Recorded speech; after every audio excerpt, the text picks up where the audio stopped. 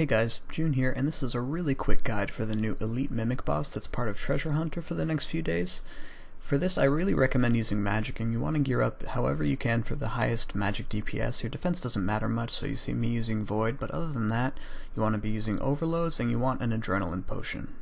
Lucky for us, the boss's mechanics are relatively easy. He has 3 special attacks, and between each special attack he'll do 3 basic attacks, and he'll also never use the same special attack back to back.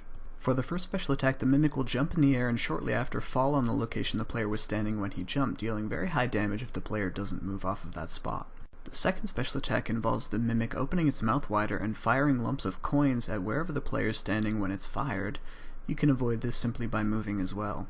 And for the last special attack, the Mimic will begin vibrating back and forth, and then shortly after will charge at the location the player was standing when he started that. Just like the other 2 specials, all we have to do to avoid this is to move out of that location.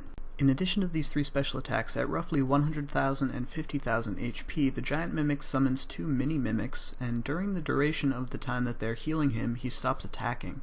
We need to kill these as quickly as possible because they do heal him very rapidly, but we don't have to worry about any special attacks or anything until they die.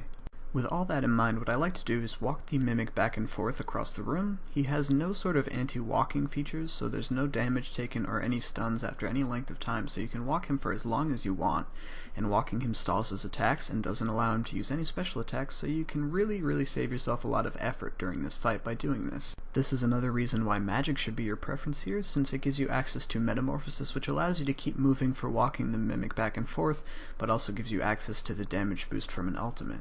You will need to periodically interrupt the walk to deal with the healers, but overall you should be able to do plenty of DPS using this strategy to kill the giant Mimic long before the 2.5 minute time limit runs out. But if it looks like you're not dealing enough DPS in the allotted time, you can pause and wait for the Mimic to use a special attack, and immediately after it uses its special attack follow it with Onslaught to deal tons and tons of burst damage in a pretty short period of time, though you do need to interrupt the Onslaught to dodge the next special attack. Thank you guys for watching. Remember, this is a safe death, so there's really no reason not to come and give this a shot and try and get your 5 daily kills in on the hardest setting. As you've seen, the mechanics are pretty simple and don't take long to get used to, and the boss is relatively profitable, even if you choose to buy the Mimic kill tokens on the Grand Exchange. So thanks again for watching, and I'll see you next time.